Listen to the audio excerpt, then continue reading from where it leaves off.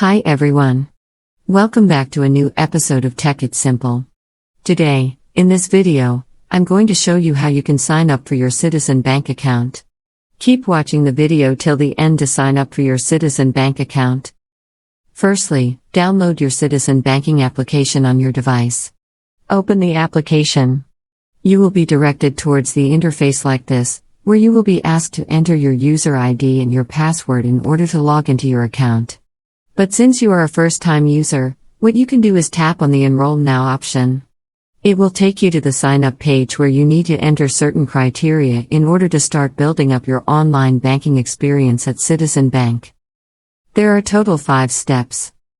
Enter your account category, whether it's a personal or business account. Choose one of the options. Enter your last name, your full social security number or TIN, and date of birth. Then click on Next. You'll be directed towards another step. Enter the credentials, and eventually, when you do so, your account will be created in no time.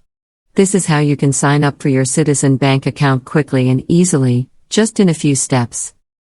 If you have any thoughts or queries, let us know in the comments section. Don't forget to subscribe to our channel. Also, press the notification bell icon so that YouTube will notify you whenever we post a new video. Thank you so much for watching.